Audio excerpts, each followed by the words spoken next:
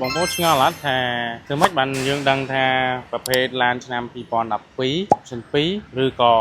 option 3ថ្ងៃនេះខ្ញុំមកបង្ហាញជូនថាតើមួយណា option 2មួយណា option 3វាខុសគ្នាមិនដែរចំណុចទី1គឺតាក់ទងជាមួយនឹងដៃទ្វារបាទចំពោះ option 3គឺមាន smart 3 smart ទ្វារខាងនេះមួយខាងស្ដាំមួយហើយខាងក្រោយមួយនេះ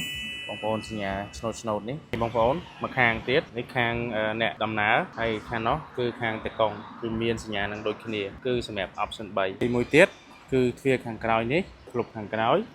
គឺយើងអាចបើកបានបាទហើយមកគ្រឿងនេះគឺឆ្នាំ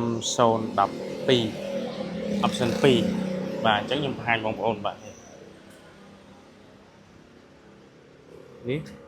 កន្លែងសញ្ញានេះ smart នៅលើដៃទ្វារនេះគឺមានតែខាងតកុងទេ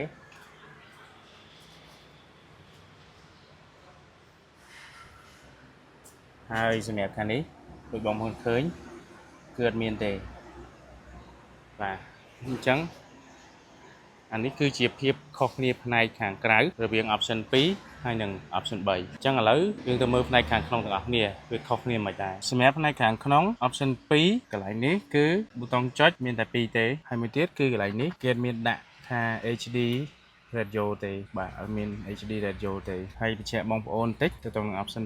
2 option 3អេក្រង់គឺប៉ុនគ្នាទាំងអស់ហើយទោះបី option 3ក៏ដោយក៏អត់មានប្រភេទបាសជាប្រភេទបាស JBL ដែរហើយសម្រាប់ option 3នេះដូចបងប្អូនឃើញមានប៊ូតុង3កន្លែងនេះគឺពេញទាំងអស់ហើយមួយទៀតកន្លែងនេះគឺគេដាក់ពាក្យថា HD radio បាទ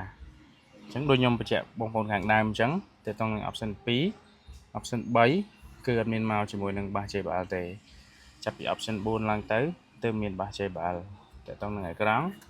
option 2ហើយនិង option 3ហើយនឹងប៊ូតុងចុចគឺដូចគ្នាទាំងអស់អត់ខុសគ្នាអីទេបាទខុសគ្នាគឺដូចដែលខ្ញុំបង្ហាញដំបូងអញ្ចឹងទី1គឺតកតងជាមួយនឹង smart នៅទ្វារបាទសម្រាប់ option 3 smart ទ្វារមាន3មាន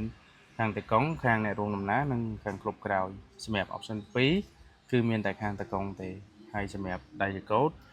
គឺមានប៊ូតុងចុចតែ2ទេហើយមិនមែនជាប្រភេទ HD radio ដូច option 3ទេអញ្ចឹងកុំភ្លេចជួយ follow page នេះមួយផងដើម្បីទទួលបានចំណេះដឹងបន្ថែមទៀតអរគុណ